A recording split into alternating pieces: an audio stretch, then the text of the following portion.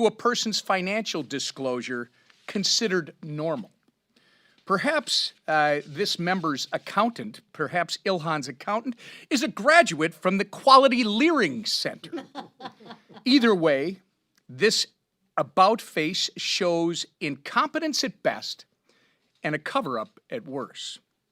But this is just the latest in a long list of head-turning stories relating to this member from Minnesota.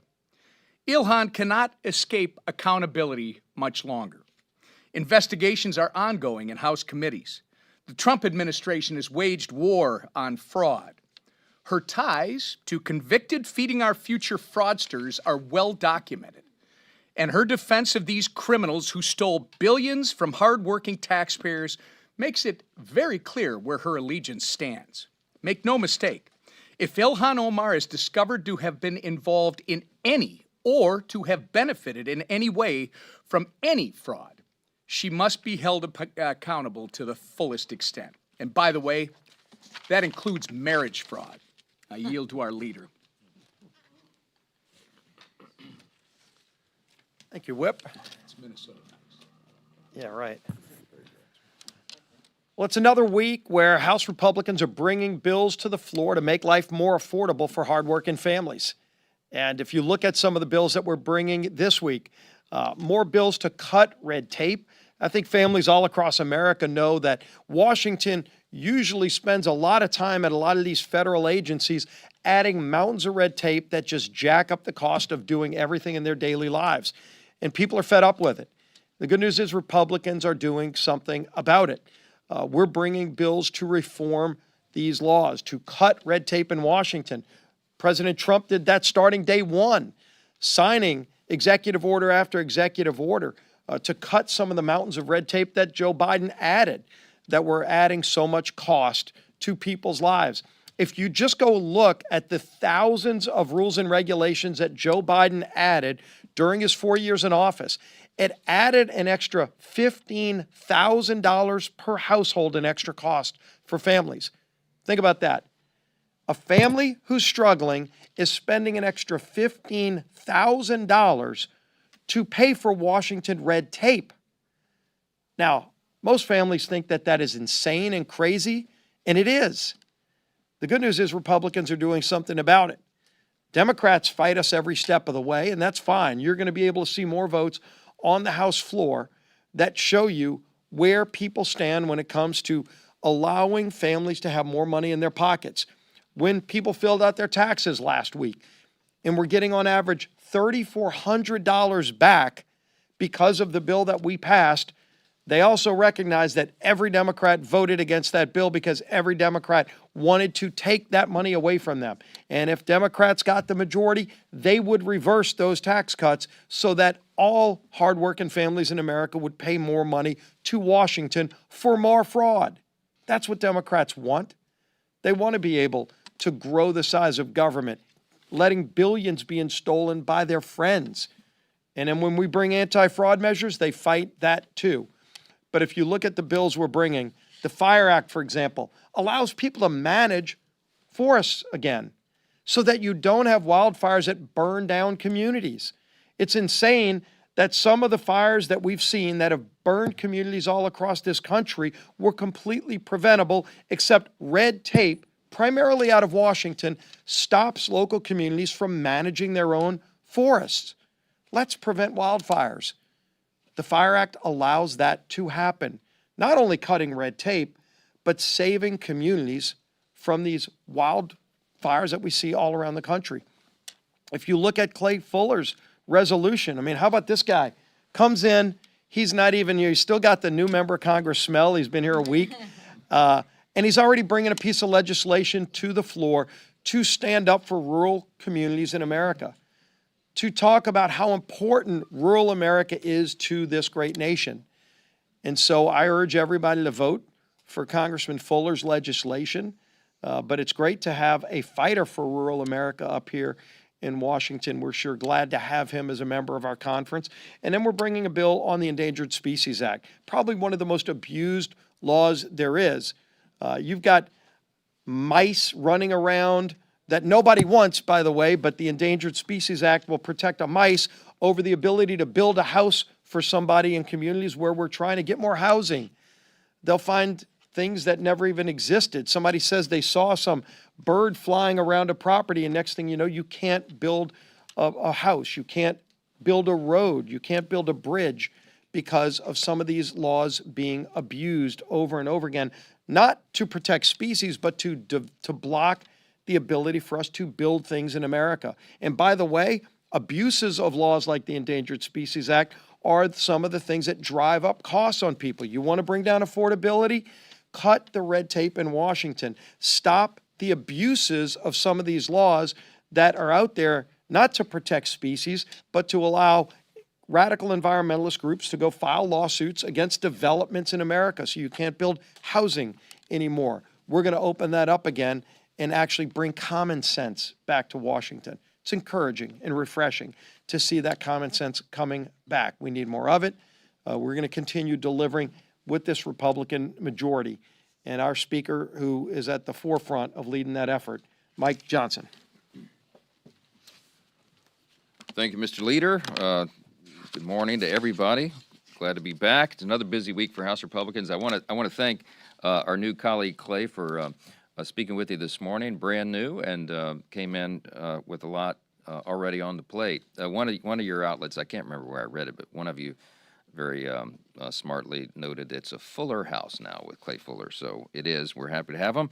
We have 5 bills on the floor this week. You heard a little bit about it. I just wanted to make a couple of additional comments about what we're doing here because it's important.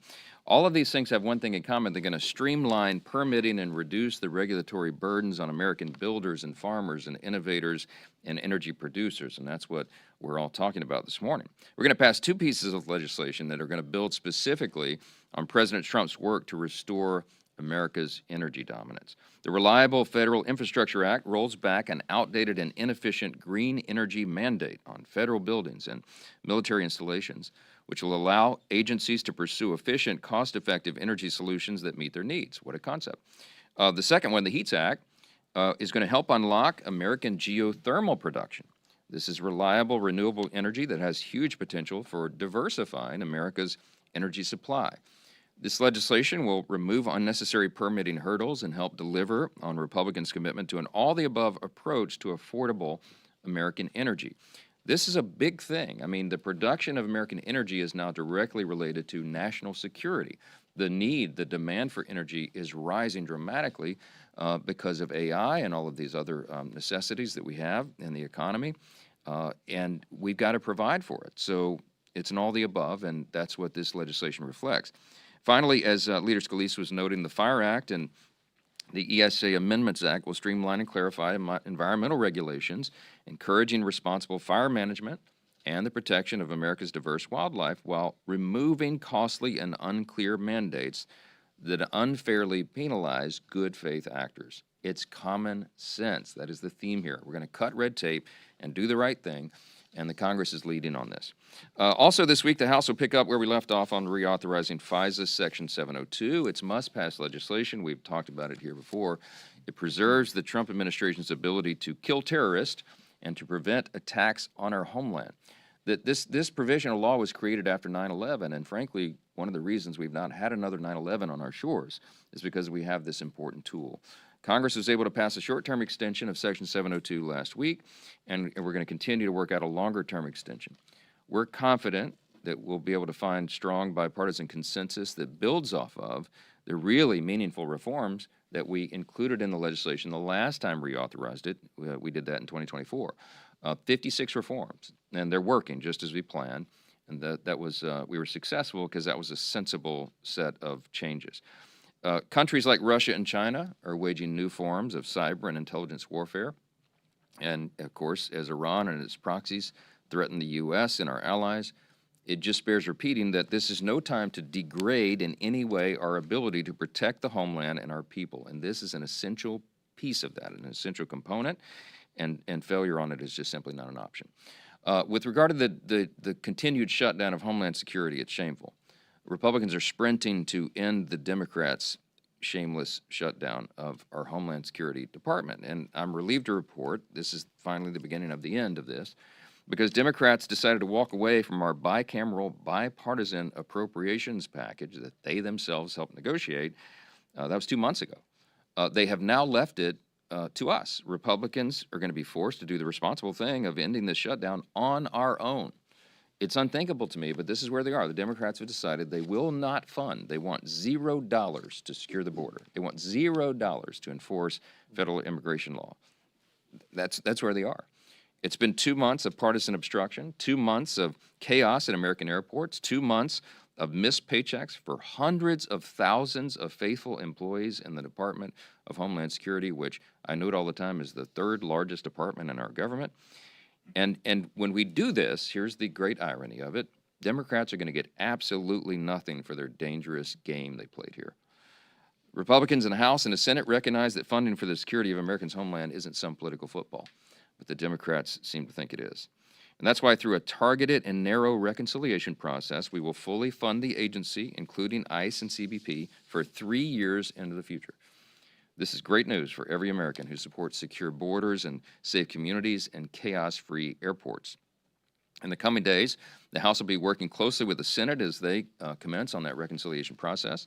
And it should not be forgotten that Democrats shut down the third largest department of the federal government with all of its 10 agencies charged with keeping everybody safe. And they did that for political purposes. They've kept it shut down for over 2 months now. We're on day 65. It's the longest in history because they'd rather reopen the border than pay our hardworking men and women of our law enforcement. They would rather defund the police than pay our TSA workers at the airport. They would rather endanger the American homeland than fund basic immigration enforcement. I've said it before, I'll say it again. You heard the theme here this morning. You'll hear it all the way through the election cycle. Our politics have now entered a new era. It's called common sense versus crazy. Republicans return to common sense versus Democrats, just madness. This shutdown is a shameful episode in the history of the Democrat Party. This is not our father's Democrat Party. Watch what happens. We administered the oath to a member last night who has some pretty far left positions. We expect more of that to come from that party, and it's not where the American people are.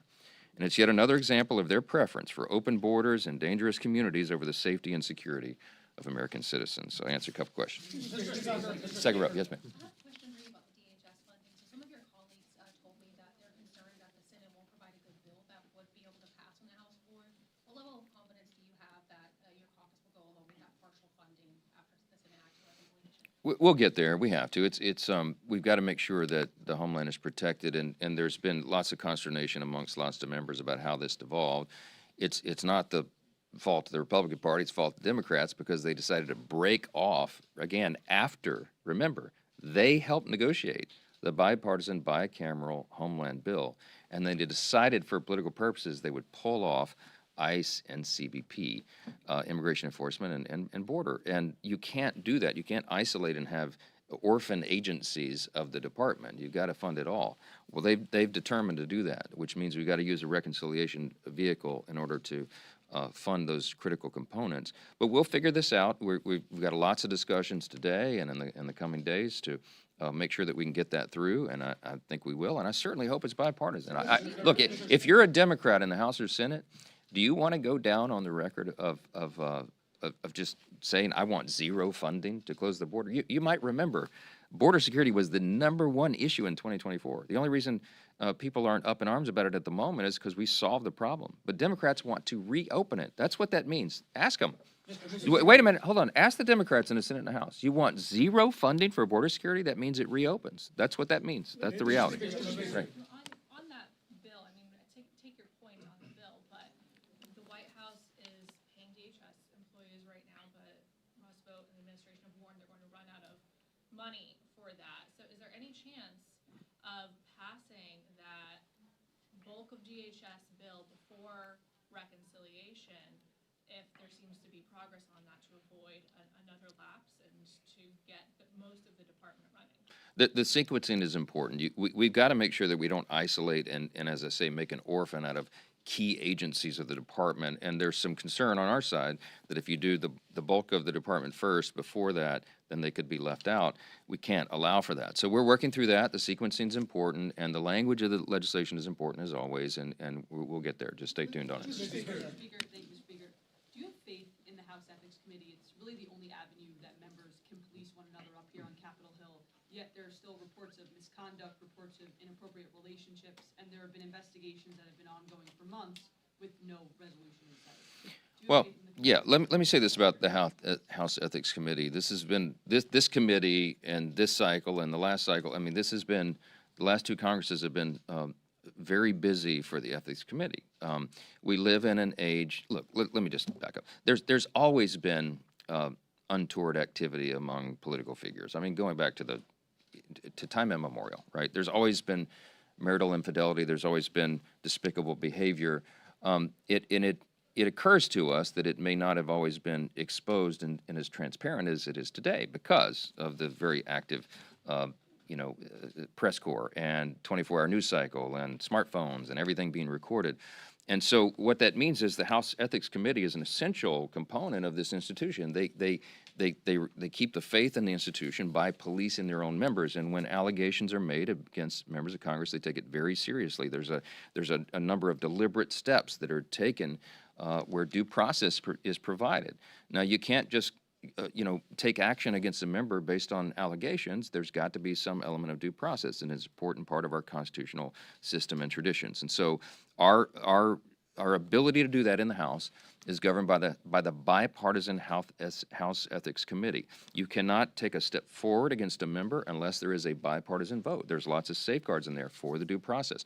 Sometimes it takes a long time. I'll note this with Sheriff McCormick, for example, who have her effectively her sentencing phase of her of that process today.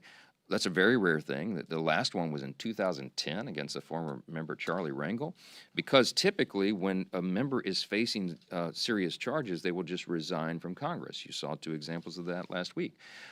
This particular individual decided not to do that. I mean, she's gone all the way, and she I won't say, I don't know if obstruction is the right word, but she certainly delayed the process. They've been working for over 2 years on an investigation of these allegations against Sheriff McCormick. She did not cooperate. She fought them at every turn, and so that takes longer and longer for it to go through. Look, I think that the Ethics Committee, in a bipartisan fashion, I think the members are all there in good faith. I think they're doing their best to do good work in very difficult circumstances, and we rely upon that work. And we insist upon due process because we have to, because it protects it protects the institution and it protects those who voted to send everybody here. The people. That's what this is about. So, look, we're going to police this institution as best we can. We're going to admonish members when they get out of line. We're going to censure them when necessary. We kick them off committees when necessary, and in a rare occasion, they get expelled. That may happen here shortly, and we'll see what happens next. Thank you, Mr. Speaker. So, in the case with Mr. Swalwell, women didn't feel safe reporting to Congress. They had to go to the press. The same with Mr. Gonzalez. What reforms can be put in place so that female staffers feel safe coming and reporting so that they don't have to go to the press? It's a great question. I mean, we are looking at every potential avenue to tighten up the rules and make sure that women have an avenue to report. You may know this. I have 2 daughters who work on Capitol Hill on committee staffs, okay? Very serious to me, all right? I'm a father. I'm not just the Speaker of the House. I'm a member that is directly involved in this. For that very reason, we have to protect women and anyone who feels like there's any inappropriate behavior whatsoever. So if there are ways to tighten the rules, suggestions, we're seeking that from all members. We're open to that. And I suspect you'd get bipartisan, almost hopefully unanimous support to do that. We have a lot of mechanisms in place, but we're always open to making that safer and more secure. And I will lead that myself for the obvious reasons, okay? So we're doing the best we can under difficult circumstances. I will say this. I think candidate recruitment is a big part of this as well, okay? And I've been in charge of that for 2 cycles on the Republican side, and we are very carefully recruiting people who are serious legislators, persons of great integrity, who will come here and roll up their sleeves and work for the people as the founders envisioned this. We don't need people running for Congress because they want to be famous. We don't need people running for Congress because they see this as some sort of opportunity for their own individual endeavors. I'll leave it at that. You've got to screen for the right people, and I'm confident there's enough patriotic Americans who are willing to come serve sacrificially in this institution and do it right. In the meantime, we're going to tighten up the rules and make sure that we're on top of that, and I commit that to you. Thanks. Thanks. I didn't